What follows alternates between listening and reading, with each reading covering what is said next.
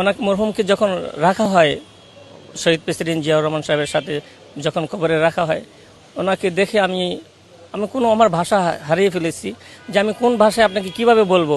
কারণ দীর্ঘ অনেক বছর ওনার এই ফ্যামিলির সাথে আমি মসজিদে ইমাম হিসাবে ছিলাম। উনি যথেষ্ট সম্মান দিয়ে আমাকে কথা বলেছেন একজন কোরআনের হাফিজ হিসাবে। আমি অনুভূতির কথা আমি শেষ করতে পারবো না।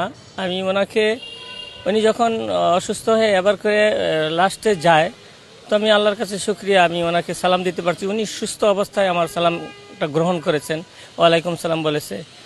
তো আর এইলো এবার কেয়ারের অবস্থাটা ছিল, আমি তখন আল্লাহর কাছে শুকরিয়া আদায় বলেছি যে আল্লাহ, ম্যাডাম যেন সুস্থ অবস্থায় আবার নিজ বাসায় ফিরে আসতে পারেন। সবসময় অবস্থার পর থেকেই নামাজের পরপরই ম্যাডামের জন্য সবাইকে নিয়ে, মুসল্লিদেরকে নিয়ে আমি দোয়া করেছি ওনার জন্য।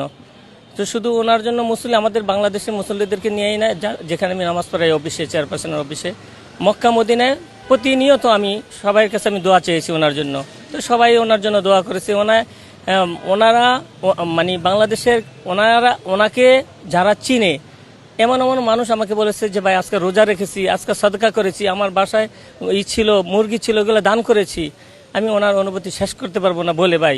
আর সর্বশেষ যেটা আপনি দেখেছেন যে ওনাকে মরহুমকে যখন রাখা হয় শহীদ প্রেসিডেন্ট জিয়াউর রহমান সাহেবের সাথে যখন কবরে রাখা হয়, ওনাকে দেখে আমি কোনো আমার ভাষা হারিয়ে ফেলেছি যে আমি কোন ভাষায় আপনাকে কিভাবে বলবো।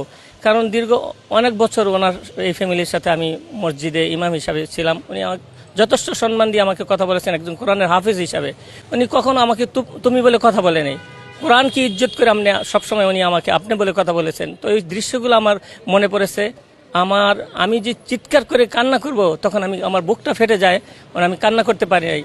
তো এটাই আমি আল্লাহর কাছে তারপরে শুকরিয়া আদায় করি যে আমি সর্বশেষ ওনাকে আমি কবরের মধ্যে দেখতে পেরেছি, ওনাকে মাটি দিতে পেরেছি। আমি আল্লাহর কাছে কৃতজ্ঞতা জ্ঞাপন করি যে মহান রব্বুল আলামিন আমাকে সর্বশেষ সময় আমাকে গ্রহণ করেছে ওনাকে দেখার জন্য। এবং দেশবাসী সবার কাছে দোয়া চাই ওনার জন্য, আল্লাহ যেন ওনাকে বেহেশত নসিব করেন।